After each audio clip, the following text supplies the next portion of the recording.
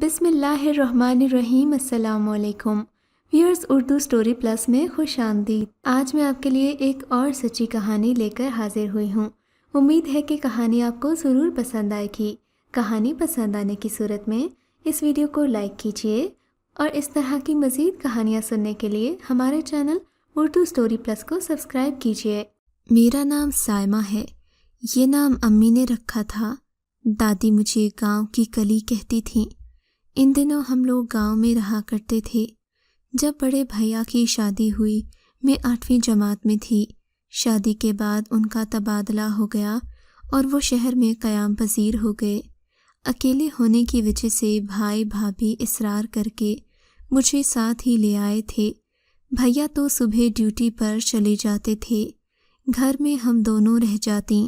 بھابھی مجھے بہت چاہتی تھیں اور میرا بہت خیال رکھتی تھیں، مجھ سے پیار کرتی تھیں۔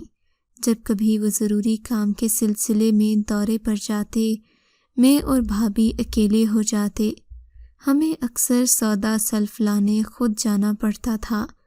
اس دن بھی بھائی دورے پر گئے ہوئے تھے۔ بھابھی نے کہا، سائمہ چلو مارکیٹ چلتے ہیں۔ بازار جاتے ہی ہم سب پہلے جس دکان میں داخل ہوئے، اس کا مالک اتفاق سے ہمارے گاؤں کا تھا۔ یہ وہ شخص تھا جس نے کبھی میری بھابھی سے گاؤں میں شادی کرنے کی درخواست کی تھی اور بھابھی نے صاف انکار کر دیا تھا۔ تبھی ان کا دشمن ہو گیا تھا، مگر مجھے ان حالات کا علم نہیں تھا۔ اس شخص کا نام حسن خان تھا۔ بھابھی کو دیکھتے ہی اس کے چہرے پر خبیث سی شیطانی مسکراہٹ پھیل گئی۔ فوراً آگے بڑھ کر مجھے بازو سے پکڑ لیا اور گردن کے قریب ہاتھ رکھ دیا۔ بھابھی کو دھمکی دی کہ فوراً اندر دکان میں چلی جاؤ، ورنہ میں اس لڑکی کو جان سے مار دوں گا۔ بھابھی اس کی دھمکی سن کر خاموش کھڑی تھیں اور تشویش بھرے انداز میں میری جانب دیکھ رہی تھیں۔ جب اس شخص نے دیکھا کہ یہ ٹس سے مس نہیں ہو رہی تو بالوں سے کھینچ کر مجھے دیوار میں دے مارا۔ تبھی بھابھی کی صبر کی حد ٹوٹ گئی اور وہ چیخ چیخ کر کہنے لگیں، حسن تمہاری دشمنی میرے ساتھ ہے، اسے چھوڑ دو، اسے کچھ نہ کہو۔ پھر نہ چاہتے ہوئے بھی میری خاطر انہوں نے اندر دکان میں قدم رکھ دیا۔ یہ دوپہر 2 بجے کا وقت ہوگا۔ بازار میں لوگ زیادہ نہیں تھے، دکان میں بھی کوئی گاہک نہیں تھا۔ باہر دھوپ تیز تھی، کسی کو خبر نہیں تھی کہ دکان میں کیا ہو رہا ہے۔ اندر ہم 2 کمزور ایک طاقتور شکاری کے جال میں پھنس گئیں۔ ایک کہاں، یہاں تو اس کے ساتھی بھی تھے۔ مجھے معلوم نہیں تھا کہ دکان کے اندرونی حصے میں اس کے 3 اور ساتھی بھی موجود ہیں۔ ان لوگوں نے حسن خان کی ہدایت پر مجھے کرسی سے باندھ دیا اور منہ میں کپڑا ٹھونس دیا۔ تب یہ چاروں میری بھابھی پر ٹوٹ پڑے۔ انہوں نے بھابھی کو بہت خوفزدہ کیا، لہٰذا آواز ان کے حلق سے نہ نکلی، نہ ہی انہوں نے شور مچایا۔ شاید کہ میری جان بچانے کی خاطر شور نہ مچایا اور اتنا بڑا ظلم سہ لیا کہ وہ کتے بھابھی پر جھپٹ پڑے۔ جب ان بھیڑیوں کے انتقام کی آگ بجھ گئی تو انہوں نے بھابھی کو چھوڑ دیا۔ وہ بے ہوش ہو چکی تھیں۔ تبھی اس ظالم شخص نے مجھ سے کہا، جب اسے ہوش آئے تو کہنا، حسن خان کو انکار کرنے کا مطلب اب سمجھ میں آیا ہوگا۔ تھوڑی دیر بعد جب بھابھی ہوش میں آئیں تو جیسے تیسے کر کے میں ان کو گھر لے آئی۔ انہیں اپنی بے حرمتی کا ازحد ملال تھا۔ سارا دن صدمے کے حالت میں بے حس و حرکت پڑی رہیں۔ رات کے کسی پہر اٹھ کر کچن میں گئیں۔ میں سمجھی کہ بھوک لگی ہوگی، تبھی میں ان کے پیچھے گئی۔ کیا دیکھتی ہوں کہ اپنے سراپے پر مٹی کا تیل چھڑک رہی ہیں اور خود کو ماچس سے آگ لگا رہی تھیں۔ میرے منہ سے چیخ نکل گئی۔ دوڑ کر میں نے ماچس ان کے ہاتھ سے لے لی۔ وہ رو رو کر کہنے لگیں، سائمہ تم نے مجھے کیوں آگ میں جلنے نہ دیا؟ اب تو میں تمہارے بھائی کے لائق نہیں رہی، خدا کے لیے مجھے مر جانے دو۔ جانے پھر وہ کتنی دیر مجھ سے لپٹ کر روتی رہیں۔ دلاسا دے کر بڑی مشکل سے میں کمرے تک لائی اور ان کی حالت درست کی۔ روتے روتے ان کی ہچکی بند گئی۔ میں نے ان سے کہا، آپ بے قصور ہیں، آپ کیوں رو رہی ہیں؟ آپ کے ساتھ ظلم ہوا ہے، میں کیسے آپ کو جل جانے دیتی؟ اب آپ تو مجھے جان سے بھی زیادہ عزیز ہیں۔ ان سے میں نے وعدہ لیا کہ آج کے بعد وہ کبھی اپنی جان لینے کی کوشش نہیں کریں گی۔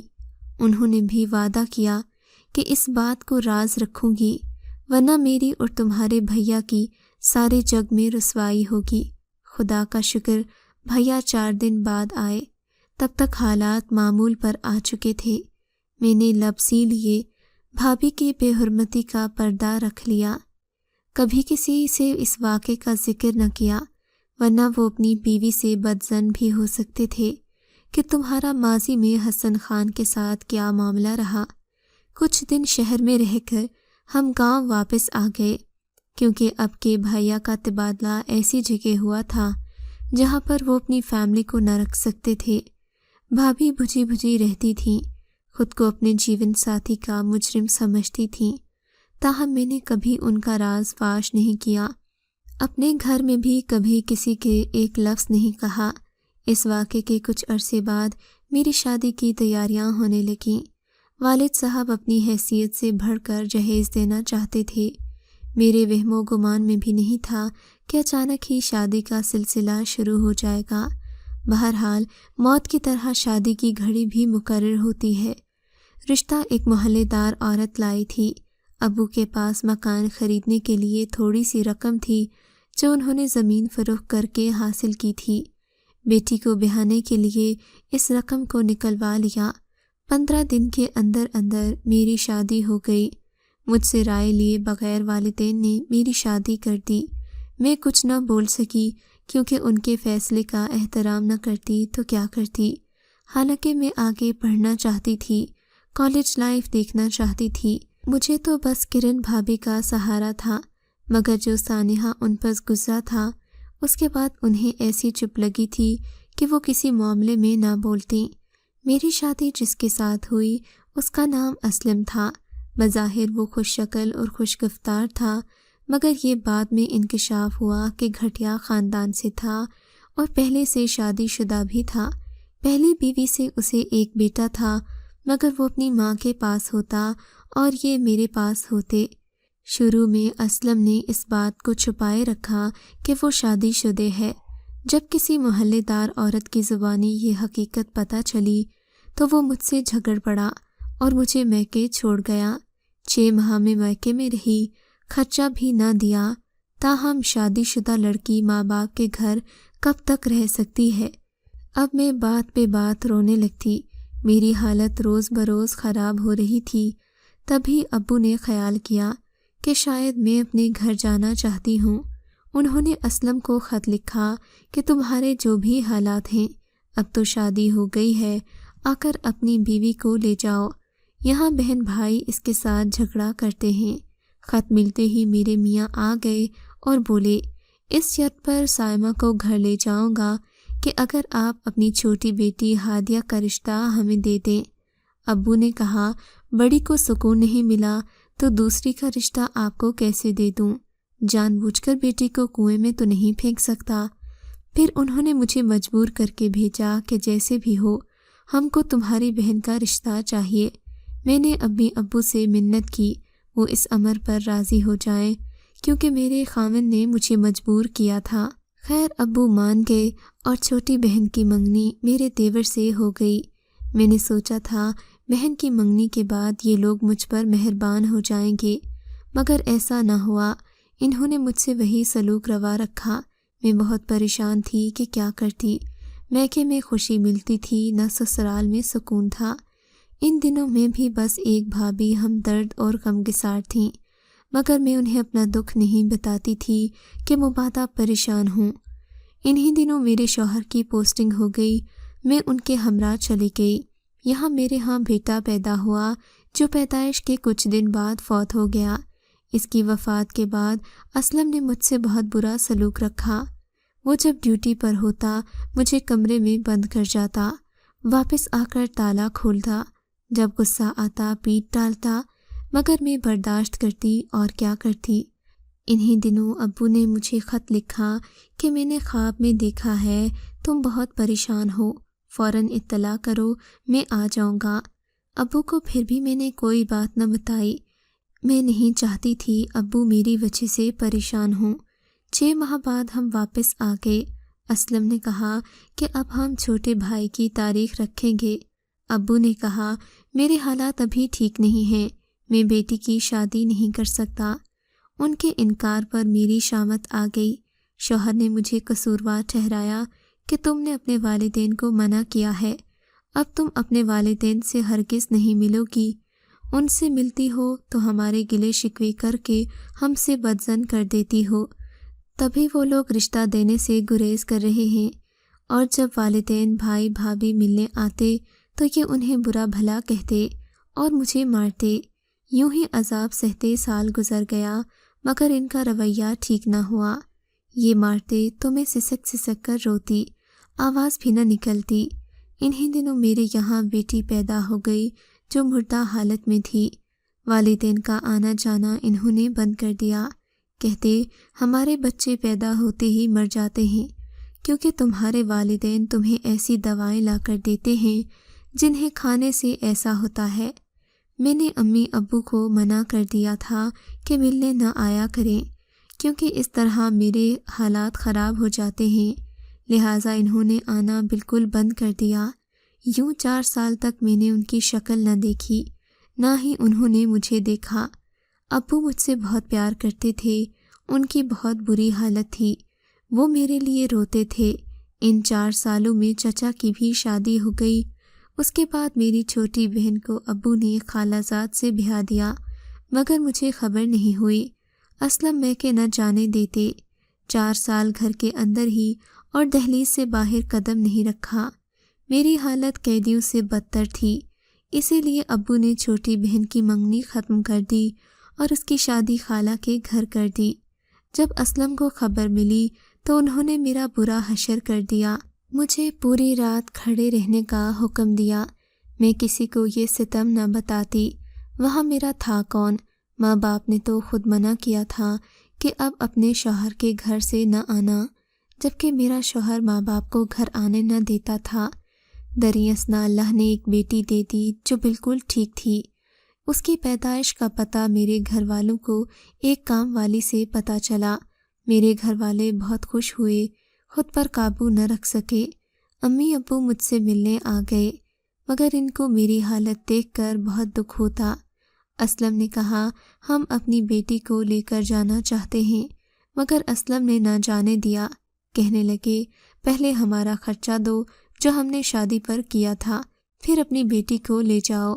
تبھی ابو نے اعلیٰ حکام کو درخواست دی۔ یوں پولیس کے ذریعے میں اپنے ماں باپ کے گھر آ گئی۔ جب میں مدت بعد میکے آئی، ابو کی آنکھوں سے آنسو نہیں تھمتے تھے، پھر بھی کہتے تھے آج کے دن میں بہت خوش ہوں، 4 سال بعد سکھ کی نیند سویا ہوں۔ وہ تو سکھ کی نیند سوئے تھے، مگر میں کیسے سوتی؟ چند دن بعد ہی اسلم اور اس کی بیوی آئے اور میری بیٹی مجھ سے چھین کر لے گئے۔ وہ اس وقت 1.5 سال کی تھی، 1 منٹ مجھ سے جدا نہ ہوتی۔ سال گزر گیا، اس کی شکل تک نہ دیکھ سکی۔ دن رات اس کے لیے تڑپتی تھی۔ پہلے ابو میرے لیے تڑپتے، اب میں اپنی بیٹی کے لیے تڑپتی۔ دعا کرتی تھی کہ خدا ان ظالموں کے دلوں میں رحم ڈال دے۔ والد صاحب نے کافی کوشش کی کہ بچی مجھے مل جائے، مگر بے سود۔ ادھر میری مامتا کو قرار نہیں تھا، میں پہرو روتی، کسی کو کچھ نہ بتاتی۔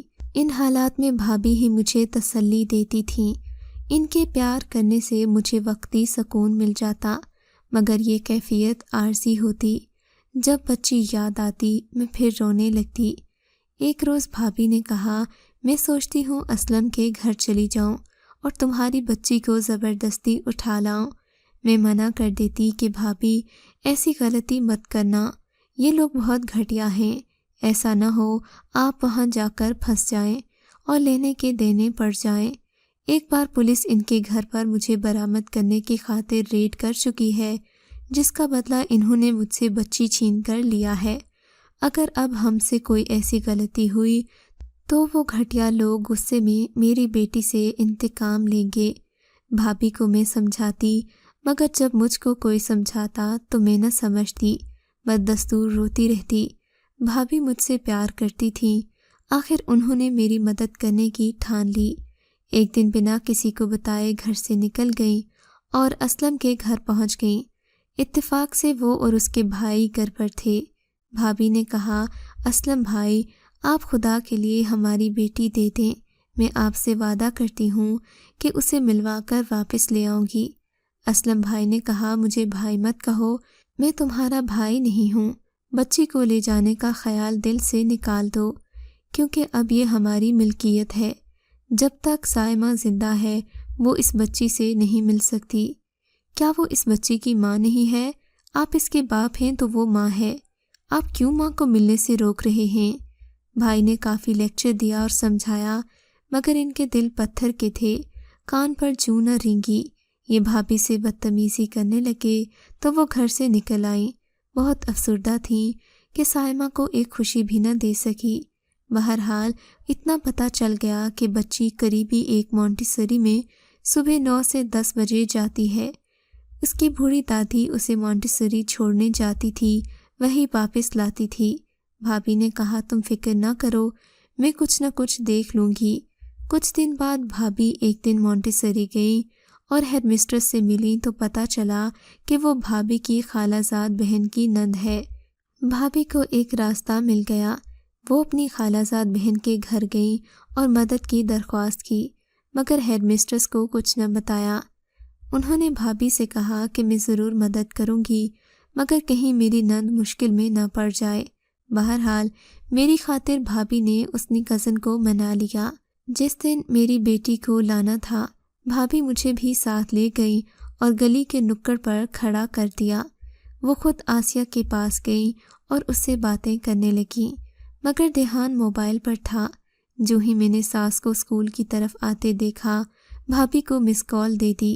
वो फ़ौरन बाहर आ गईं। सामने ही मेरी सास पोती को लेने आ रही थीं। आसिया ने बूढ़ी औरत को गेट के बाहर बातों में लगा लिया। भाभी जल्दी से अंदर जाकर मेरी बच्ची को ले आईं। मेरी बच्ची ने अरसे बाद मुझे देखा, फिर भी एक नज़र में पहचान गई। मामा कहकर मुझसे लिपट गई। मैं जल्दी से उसे लेकर उसकी दादी की पुश्त की तरफ से निकल गई, जबकि आसिया मेरी सास से बातों में लगी रही। हम रिक्शे में बैठकर घर आए, तब मेरी जान में जान आई। बच्ची को लेकर हम घर आ गए। किसी को यकीन नहीं था कि हम घर आ गए हैं। मैं तो इतनी खुश थी जैसे दोनों जहानों का ख़जाना मिल गया हो।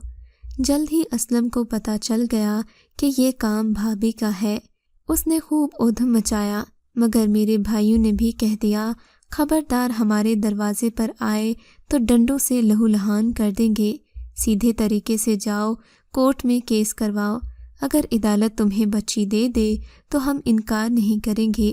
अदालत जो फैसला करेगी मान लेंगे। असलम को यकीन था बच्ची अभी कमसिन है। अदालत इसकी सगी माँ से लेकर सौतेली माँ और बाप के हवाले नहीं करेगी। बस उसने भाभी को इंतकाम का निशाना बनाने की सोची। हम समझे थे कि वो शोर हंगामा करके चुप हो बैठा है, मगर अंदर ही अंदर वो भयानक मंसूबा बना रहा था। उसके लफंगे दोस्तों ने ही उसे प्लान बना कर दिया। और एक दिन जब भाभी मेरे छोटे भाई के साथ डॉक्टर के साथ जा रही थी, तो इन्होंने मेरे भाभी का पीछा किया। शायद वो कुछ दिनों से उनकी निगरानी कर रहे थे। इन्हें मौका मिला, इन्होंने गाड़ी एक सुनसान गली में भाभी के करीब रोकी और ज़बरदस्ती उठाकर गाड़ी में डाल दिया। वो पुलिस की वर्दियां पहनकर जाली पुलिस वाले बने हुए थे। भाभी के मुंह पर उन्होंने हाथ रखा कि वो चीख भी न सकें, और छोटे भाई के सामने उठाकर ले गए। वो दिन और आज का दिन भाभी का कोई सुराग न मिला। पुलिस में रिपोर्ट दर्ज करवाई, मगर उसका भी कोई फ़ायदा न हुआ। अदालत में भी केस चलता रहा, मगर भाभी बरामद ना हो सकीं। खुदा जाने उन्हें ज़मीन खा गई या आसमान निगल गया। वो दिन और आज का दिन कोई ऐसा पल नहीं कि मैं भाभी की याद में रोती न हूँ। भाई तो भाभी के गम में आधे रह गए। नौकरी से भी इस्तीफ़ा देकर घर में पड़े रहते। जवानी में बूढ़े नज़र आने लगे। मेरे दिल को तो ठंडक मिल गई है। مگر دعا کرتی ہوں کہ خدا کرے بھابھی خیریت سے ہوں اور صحیح سالم ہوں۔ اگر آپ کو یہ کہانی اچھی لگی ہے تو ہماری ویڈیو کو لائک کیجیے اور اس طرح کی مزید کہانیاں سننے کے لیے ہمارے چینل کو ضرور سبسکرائب کریں۔